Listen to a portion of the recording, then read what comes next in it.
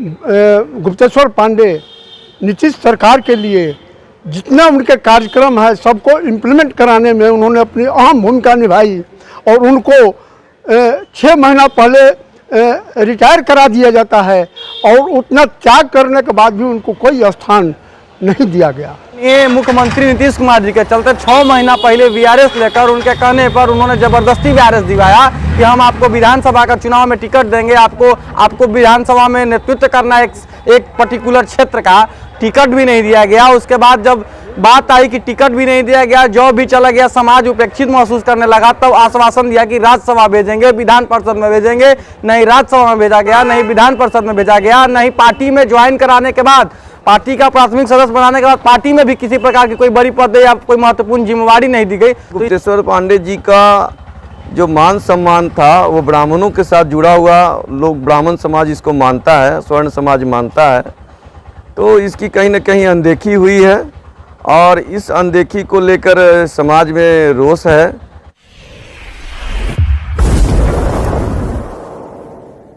नमस्कार, आप देख रहे हैं था न्यूज और मैं हूं अभिषेक मिश्रा। बिहार के पूर्व डीजीपी और जेडीयू नेता गुप्तेश्वर पांडे को एमएलसी नहीं बनाया गया। चर्चा थी कि वो मंत्री बनाए जाएंगे, मंत्री भी नहीं बनाए गए।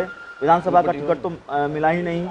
एमएलसी नहीं बनाए जाने से उनके समर्थक या फिर जो ब्राह्मण संगठन हैं वो नाराज़ हैं। हमारे साथ बहुउद्देशीय ब्राह्मण महासंघ के नेता मौजूद हैं जो काफ़ी गुस्से में हैं और ये कह रहे हैं कि ये ठीक नहीं हुआ है, गलत हुआ है। क्यों नाराज़गी है इतनी?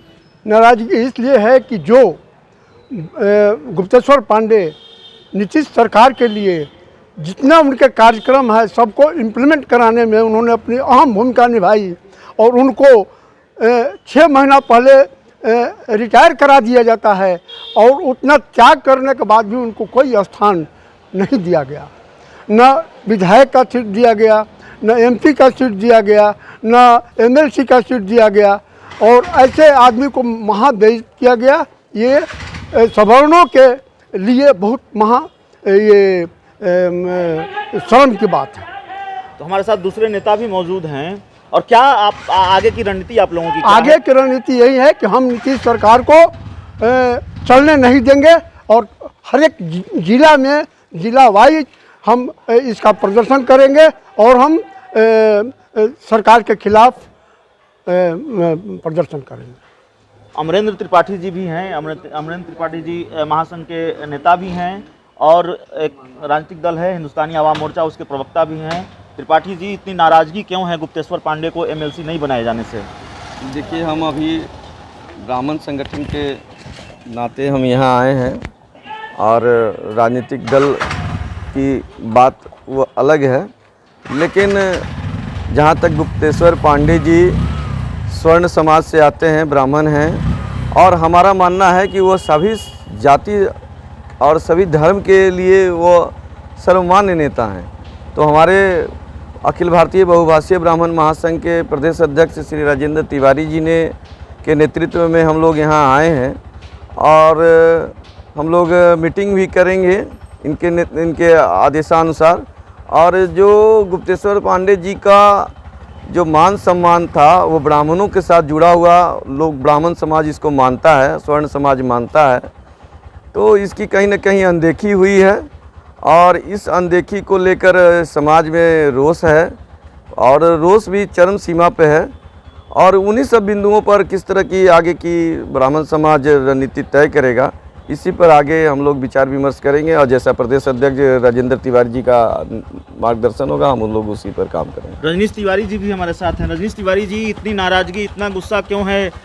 और बिल्कुल आप लोग उबले हुए हैं, रणनीति बना रहे हैं, क्या करने वाले हैं? देखिए, अभी जो वर्तमान की जो एनडीए सरकार है और उस एनडीए सरकार में एक प्रमुख दल, सत्ताधारी दल जो जदयू है, लगातार उपेक्षित करते आ रहा है स्वर्ण समाज को। ब्राह्मण समाज ही नहीं, इवन स्वर्ण समाज को ही इग्नोर किया जा रहा है। ब्राह्मण समाज को तो चलिए, राज्यसभा में जो 12 विधान परिषद में जो राज्यपाल के यहाँ से मनोनयन होगा उसमें गुप्तेश्वर पांडे ही नहीं, कास्ट समाज के भी एक भी लोग जैसे राजीव रंजन उन्हीं के पार्टी के प्रदेश प्रवक्ता हैं और वह भी इस चीज़ को नाराज है कि काश समाज को भी तवज्जो नहीं दिया गया। जिस व्यक्ति ने उनके चलते माननीय मुख्यमंत्री नीतीश कुमार जी के चलते 6 महीना पहले वीआरएस लेकर उनके कहने पर उन्होंने जबरदस्ती वीआरएस दिवाया कि हम आपको विधानसभा का चुनाव में टिकट देंगे, आपको विधानसभा में नेतृत्व करना, एक पर्टिकुलर क्षेत्र का टिकट भी नहीं दिया गया। उसके बाद जब बात आई कि टिकट भी नहीं दिया गया, जॉब भी चला गया, समाज उपेक्षित महसूस करने लगा, तब आश्वासन दिया कि राज्यसभा भेजेंगे, विधान परिषद में भेजेंगे।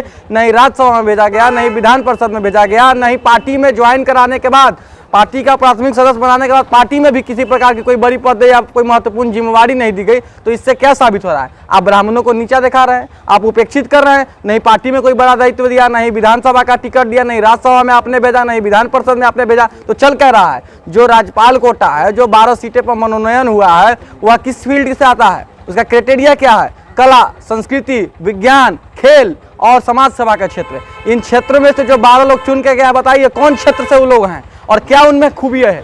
किस आधार पर उनको राज्यसभा विधान परिषद में भेजा गया? हमको ये बताइए। आप देख लीजिए कि वही गुप्तेश्वर पांडे जी हैं जो डीजीपी रहते हुए, डीजीपी का जो पद होता है वो अपने आप में सबसे बड़ा पद है और रिटायरमेंट के समय बहुत लोग सोचते रह जाते हैं लेकिन नहीं मिल पाता है। उस क्षण में 6 महीना उनका रोजगार अभी बचा हुआ था और जॉब था और उन्होंने वीआरएस लिया नीतीश कुमार के कहने पे। उसके बावजूद उनको ठगा गया। उसके बाद ब्राह्मण समाज को भी उपेक्षित किया जा रहा है। स्वर्ण प्रकोष्ठ का गठन कर लिए हैं। स्वर्ण प्रकोष्ठ का जो गठन किया तब प्रदेश अध्यक्ष क्यों नहीं बनाए? और आज जब स्वर्ण प्रकोष्ठ का आपने गठन किया और सवर्णों को आप नजरअंदाज कर रहे हैं, लौकुश का समीकरण तो आपने देख लिया, लेकिन जो स्वर्ण समाज के साथ आपने स्वर्ण प्रकोष्ठ बनाकर जो ब्रेन वॉश करने का काम किया है और जो सवर्णों को नीचा दिखा रहे हैं, कहां तक सही है? यही गुप्तेश्वर पांडे जी हैं। जब नशा मुक्ति और शराब का जो अभी चल रहा है, नीतीश कुमार जी 2016 में जब लाए अप्रैल में की शराबबंदी, उससे पूर्व में, उससे 10 साल 20 साल पूर्व से गुप्तेश्वर पांडे आदरणीय श्री पूर्व पुलिस महानिदेशक, जब उससे पूर्व में शराबबंदी पर अभियान चला है, नशा मुक्ति पर अभियान चला है। बिहार भर में घूमे, बिहार भर में भ्रमण किए, बिहार भर में सभा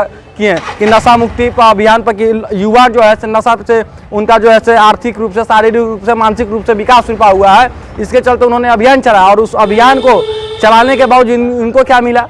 इनके लिए जो उन्होंने कुर्बानी दिया, आज ब्राह्मण अपने आप को ठगा और उपेक्षित महसूस कर रहा है। राजनीतिक रूप से, सामाजिक रूप से, न्यायिक रूप से हर तरह से उसका शोषण हो रहा है और यह शोषण अब हम लोग बर्दाश्त नहीं करेंगे। सवाल है इसका समाधान क्या है और आगे की रणनीति क्या? देखिए, हमारा साफ जदयू नेतृत्व से मांग है आदरणीय मुख्यमंत्री नीतीश कुमार जी से कि हम लोग 5% ब्राह्मणों का वोट बिहार में है, 6%।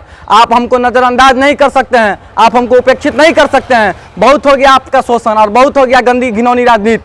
हम लोग वोट देते आए हैं तो इसका ये मतलब नहीं है कि आप हमको छलावा करते रहिएगा, ठगते रहिएगा। हम लोग आपको ताज बैठाएंगे तो आप हमको जमीन पर बैठाइएगा, ये हरगिज बर्दाश्त नहीं होगा। आदरणीय श्री गुप्तेश्वर पांडे जी को आप आश्वासन दीजिए कि आने वाले समय में राज्यसभा भेजेंगे, आने वाले समय में आपको विधान परिषद भेजेंगे, पार्टी में आप ऊंचा दायित्व दीजिएगा, किसी बोर्ड आयोग का मेंबर चेयरमैन बनाएंगे, तभी आक्रोश कमेगा।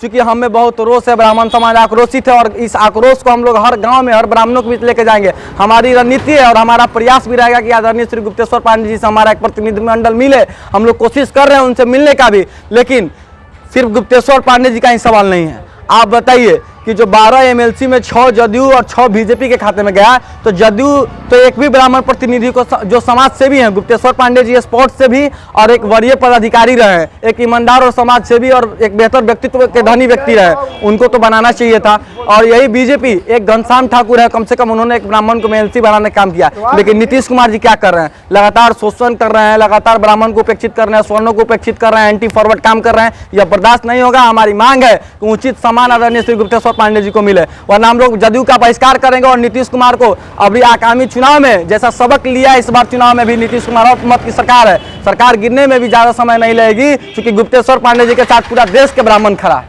तो गुप्तेश्वर पांडे की उपेक्षा से ब्राह्मण समाज में आक्रोश है, बिहार में आक्रोश है। इस आक्रोश को जन जन तक पहुंचाएंगे, रणनीति बन रही है। तो आपने देखा कितने गुस्से में है, गुप्तेश्वर पांडे को एमएलसी नहीं बनाए जाने से नाराज हैं उनके समर्थक, एक संगठन के लोग, ब्राह्मण संगठन के लोग, और साफ तौर पर यह कह रहे हैं कि नीतीश कुमार को खामियाजा भुगतना पड़ेगा। इस पूरी बातचीत में इतना ही। बहुत बहुत धन्यवाद।